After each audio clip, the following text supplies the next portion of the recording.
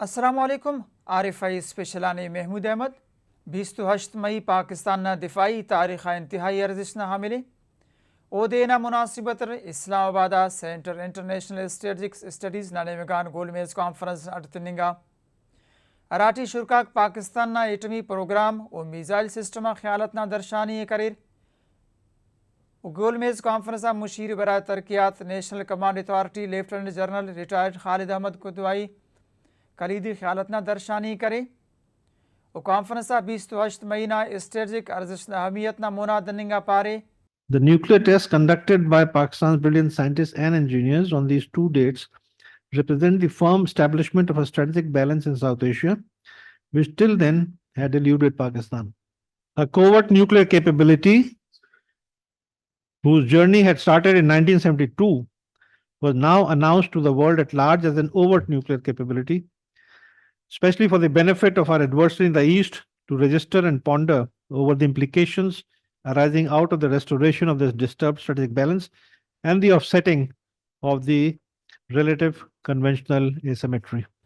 Lieutenant general retire Khalid Ahmed Kidwai Pakistan एटमी सफरा दो जागा बहरूबांड करिसा पारे असी दौर 28 मई 998 गुड और दोमी ओकाना पदन आए.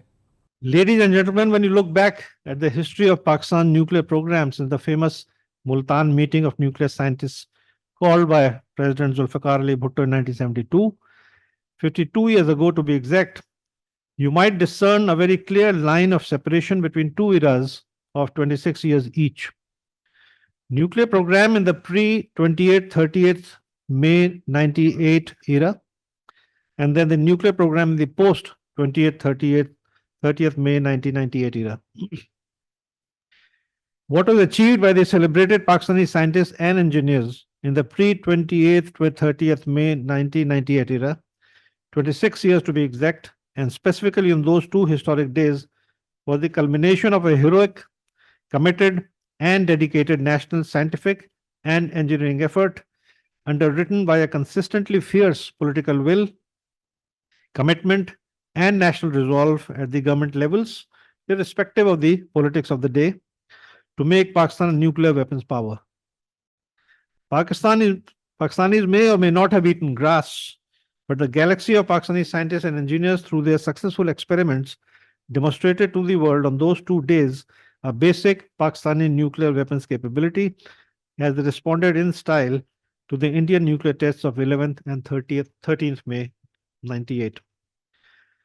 On the other hand, the post-nuclear test era from May 1998 onwards, again 26 years to be exact, for which Allah Almighty chose some of us to carry forward the good work of the scientists, represents the full operationalization, consolidation, and the securing of Pakistan nuclear capability, physically and diplomatically, according to the policy of credible minimum deterrence initially, and then subsequently the policy of full spectrum deterrence. Adviser national command authority lieutenant general retire Khalid Ahmed Kidwai strategic plans division ना क्याम उना अर्जिश तो खिदमत ना बारियत शुरकात पारे एटमी ताकत जोड़ मनिंगा पद ओदे जदीद तकाजान रिदा देमरवी तनिंग नसी पूसकोनो सफर सेना बिना कनिंगाने.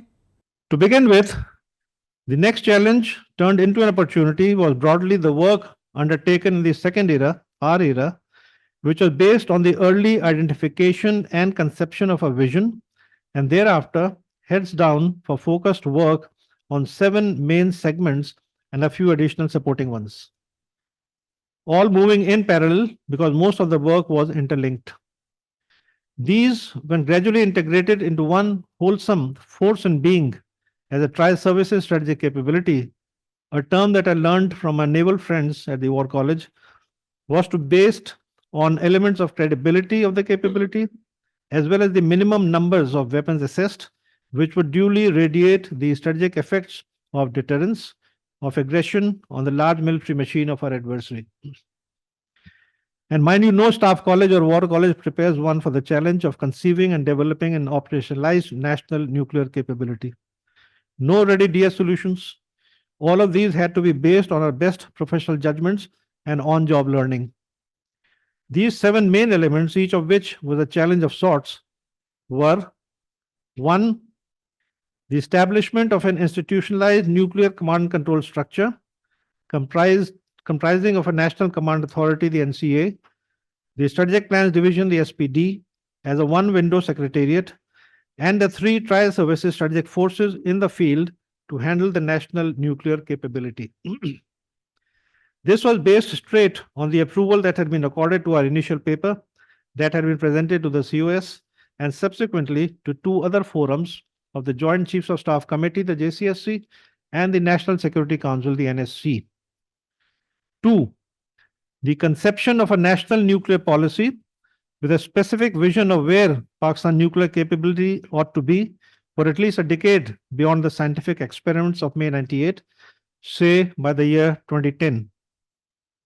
This was based on the classic military methodology of assessment of the likely geopolitical and strategic environments in the coming decade, the nature of the evolving threat with an eye on strategic developments across the border, and own technical, operational, and financial capabilities and capacities.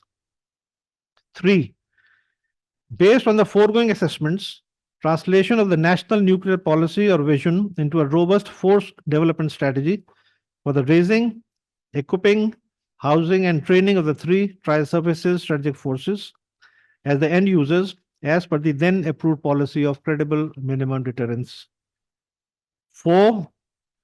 In line with the force development strategy, the real-time sweat and hard labor by the strategic organizations to develop and deliver in adequate numbers in tangible terms the wherewithal of a variety of nuclear weapons for the 3 trial services strategic forces to include weapons earmarked as first and second strike capability.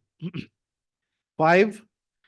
Conceiving and developing a secure and efficient C4I2SR capability, which stands for Command, Control, Communications, Computers, Intelligence, Information, Surveillance, and Reconnaissance. The project of conceiving and developing a modern strategic C4I2SR system was a technical and operational challenge.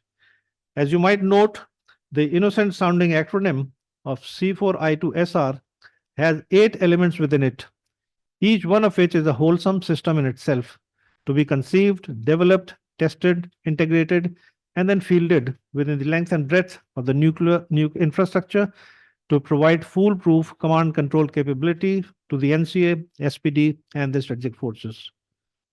6. The securing of all of the foregoing elements of Pakistan nuclear capability against all types of external or internal threat under the broader rubric of nuclear security. Lieutenant general retire Khalid Ahmed Kidwai कौमी एटमी policy ना जिक्र करिसा पारे के 998 एटमी तजुर्बा पद none yellow दहाईस कान देमरवीना सफर कन गिड़ास हदफा ताजुम करेनुन. You would recall that due to the worldwide politico-military fallout of 9/11, the US invasion of Afghanistan and Iraq, the war on terror, and its severe internal fallout inside Pakistan, nuclear security particularly became a top priority area. Under the shadow of the then prevailing adverse geopolitical environments, including the sharp international focus on the safety and security of Pakistan's nuclear weapons and the negative international narrative of the possibility of Pakistan's nuclear assets falling into wrong hands, further fueled by hostile adversaries, there was zero margin for error. We realized that in those difficult days, when internal terrorist attacks, particularly against Pakistan's military installations, were being conducted with relative impunity, any incident in the domain of the SPD, howsoever big or small, would be just the opportunity that the international media and our adversaries might be waiting for to blow out of proportion and further the purported myth that Pakistan's nuclear weapons were not safe. SPD simply could not afford to assign anything but the highest priority to nuclear security. We therefore invested much time, effort, and funds in ensuring that nuclear security of Pakistan's nuclear infrastructure would be as foolproof as was humanly, professionally, and financially possible. मुशीर बराए तरक्यात national command authority lieutenant general retire Khalid Ahmed Kidwai Nashir कराता पाकिस्तान उर्शना दौरान दुश्मना नेमगान पाकिस्तान एटमी असासाता खिलाफ propaganda तज़किरा कन्निंग तोनवार पाकिस्तान जोहरी हथियाराता महफूज मनिंगना हवाला मगरिब तज्जिया काराता निविश्ता व तहरीर ना जिक्र करे वो पाकिस्तान जोहरी प्रोग्राम न रखना हवाला सफारती कोशिश जोहद हम दर्शान करे.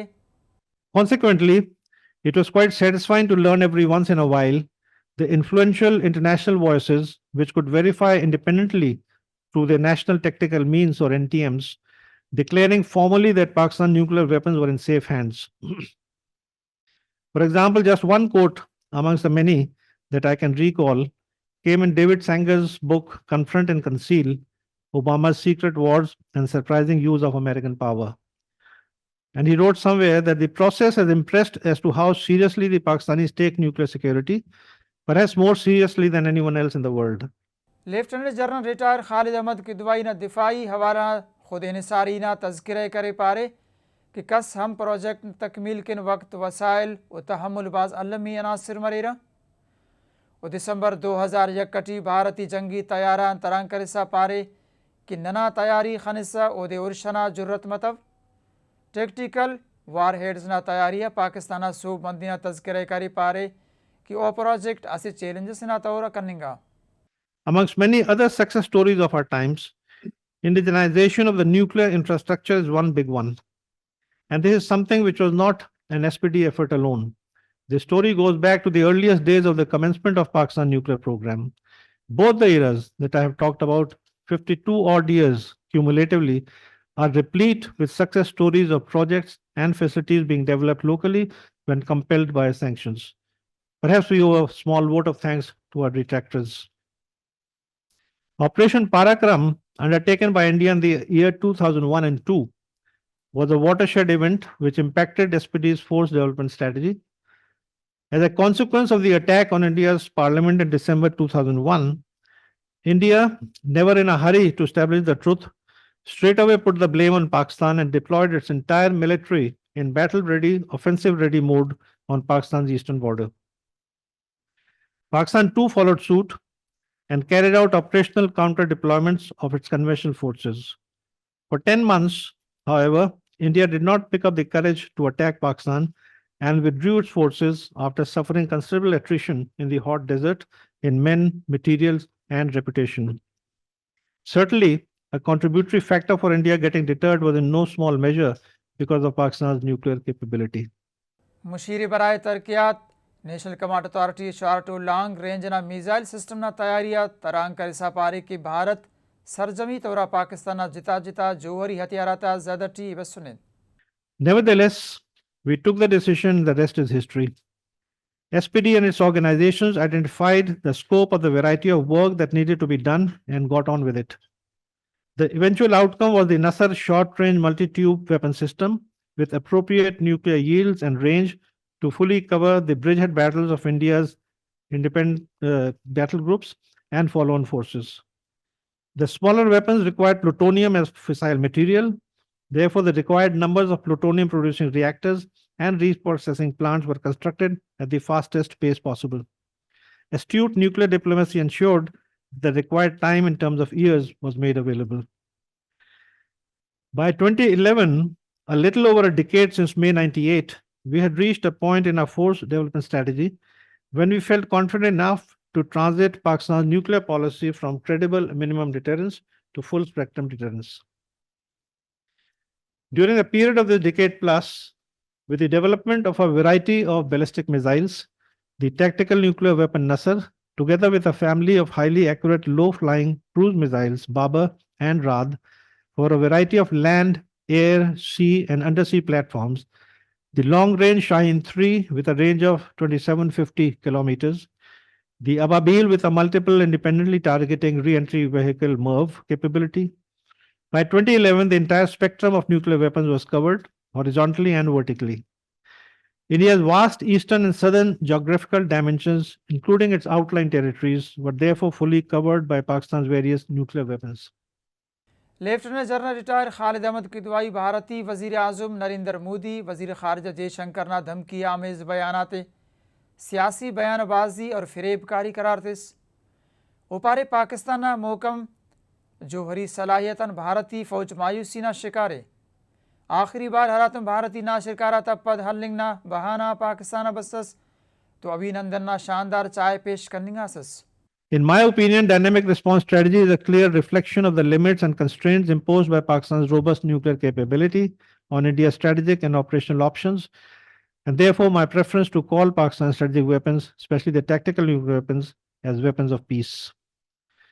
When seen against the reality of the gradual erosion and regression of India's politico-military options in the real world of today's South Asian strategic balance, to me, it sounds comical and a bit quixotic to hear India's Prime Minister Narendra Modi and the Defense Minister Rajnath Singh threatening that India will chase infiltrators inside Pakistani territory, and for the born again Hindutva Foreign Minister Jaishankar to say that Pakistan's nuclear capability should be ignored while planning to take Azad Kashmir and Gilgit Baltistan. Such statements at the highest political levels can only fall in the category of political rhetoric and bluster, born out of the frustration of seeing one of the world's largest militaries standing deterred because of Pakistan's robust nuclear capability. They forget the fantastic tea that was served to Abhinandan the last time the Indians came chasing terrorists inside Pakistan. मुशीर बराए तरक्यात national command authority lieutenant general retire Khalid Ahmed Kidwai CISS ना गोलमेज conference तीना तराना गुड्डी बहर बख्शना मोना हिनो का technologies ना हुसूल किन पाकिस्तान कोशा तज़किरातुन दालवजाता पारे. I've also been asked to give my views on the future trajectory of the nuclear program. I would like to say that there are extremely competent and professional people at the SPD who have a vision of the future trajectory of Pakistan's nuclear program. They are very well versed with the nature of threat and the obtaining geopolitical environments as these exist today and as these are likely to take shape in the future. I have no doubt that they will not only protect the program but also by extension protect Pakistan against all threats and will therefore take the best decisions about the future trajectory in the best interests of Pakistan's security. I have full faith in all my successors who were and are top professionals and who have contributed immensely in taking Pakistan's nuclear capability from strength to strength. We owe them all our gratitude and may Allah bless them all. Pakistan एटमी programme खिता ताकत ना तवाजुन बरकरार तखिंकिन अलमी वो programme ना जरिए तर none कोशिश करें कि उर्दू हम करन चो दिफाई प्रोग्राम ना सोबंदी अरा बराबरा साड़ी मसुर उना लवजात हकायकान नुमेस्कान सरमरेर. उम्मीद है कि पाकिस्तान ना जोहरी दिफाई प्रोग्राम चावकाते ओटी पेश करोक नुकात ना अहम मालूमात हासिल मरो.